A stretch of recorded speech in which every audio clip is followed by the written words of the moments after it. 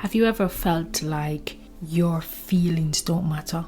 Like you shouldn't be like this, like you aren't supposed to feel? Welcome to the Carved Emotions podcast, where emotions are evoked from a forgotten place, and poetry is the carving tool for these rejected emotions. We embrace these conversations from an open, imaginative, and refreshing mindset so that we can heal from the things that we had no idea we needed healing from. I am your host, Queen Lasine. If you are joining us for the first time, you can check out our previous episodes at the Carved Emotions podcast. Thank you for taking the time out to be here. Now, let's get right into our feelings. When people hear emotions, they usually think sadness. When people hear get into feelings, they think anger and hurt and just about any sad situation we can attach to being emotional and in our feelings.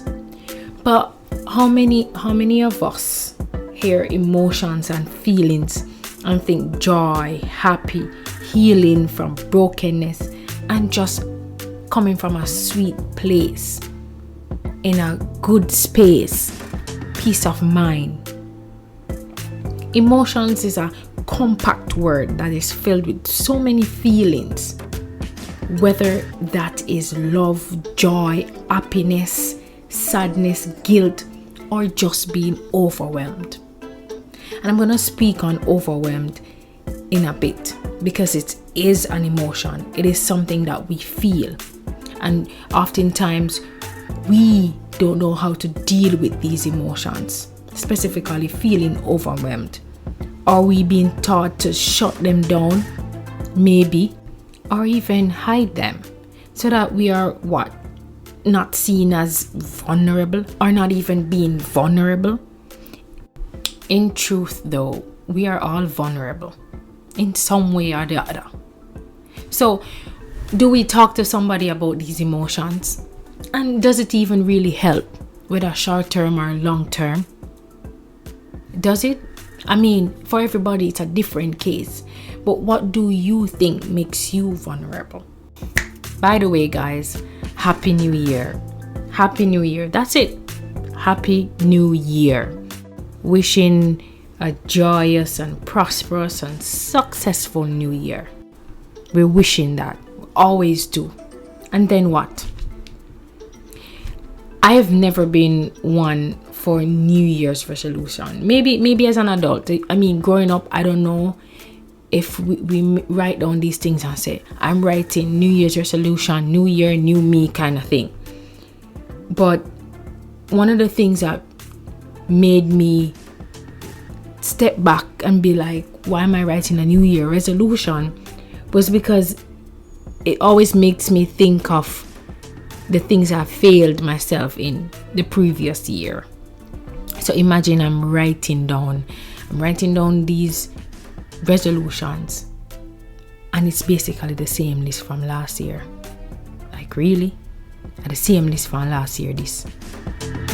So it don't make no sense to me then.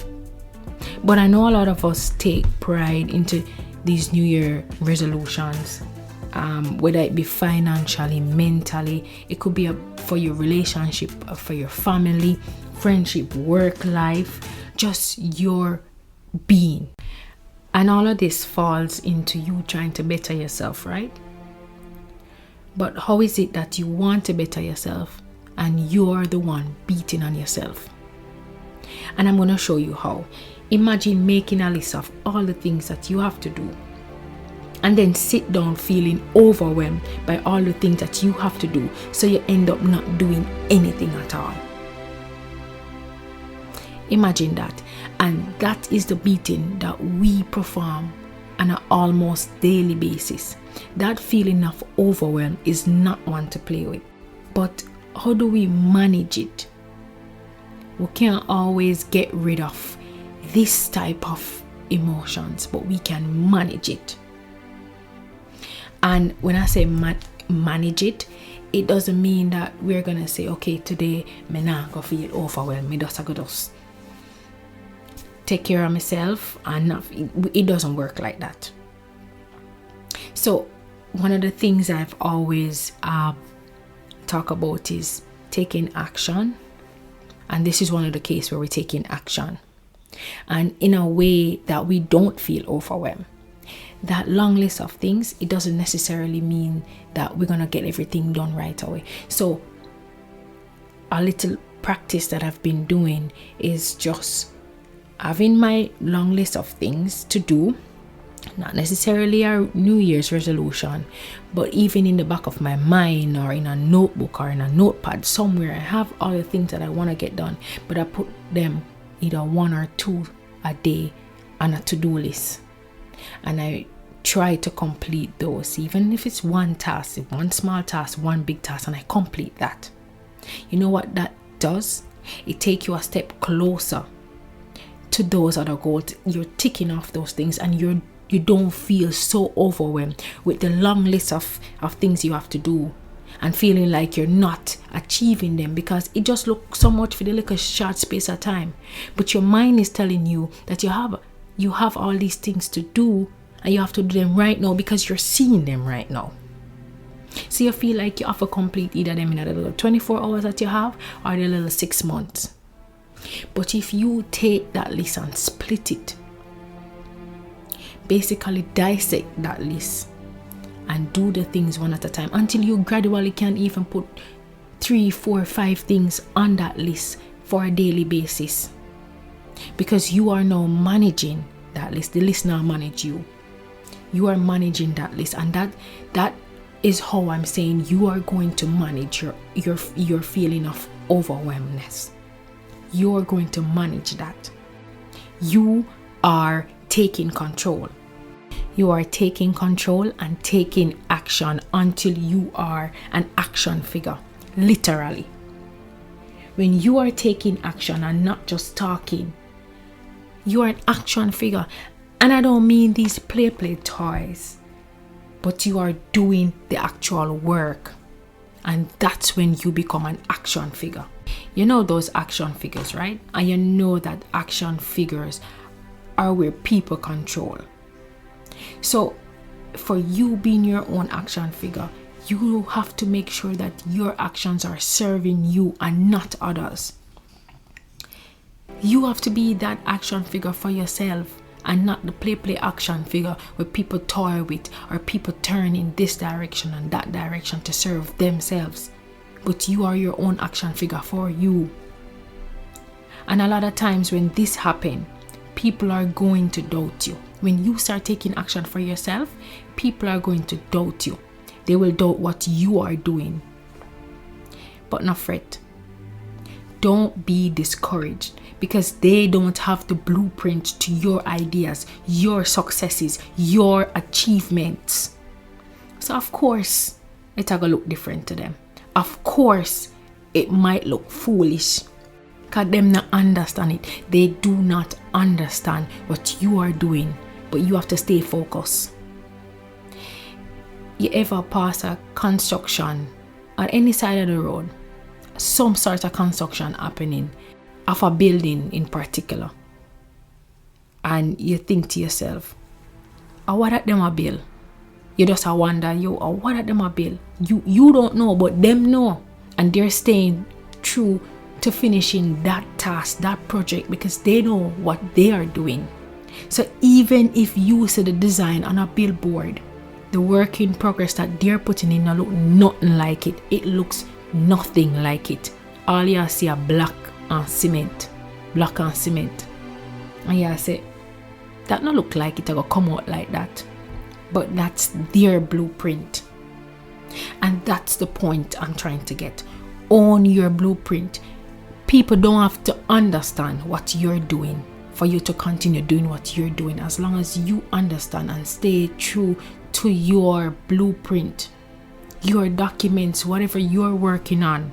I can tell you, people won't get what you're working on. They won't understand it, but it doesn't mean that you stop working.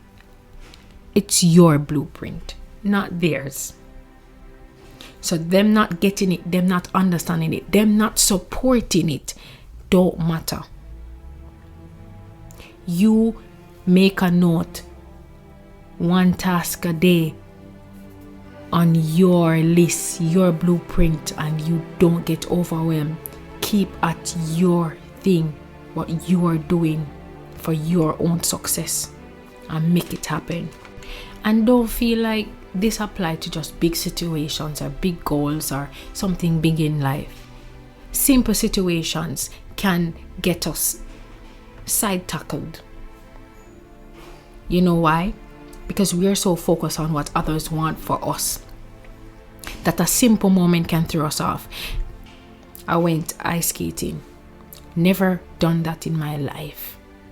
I'm from a tropical island. We barely get cold. So for me to go ice skating would be considered a big risk.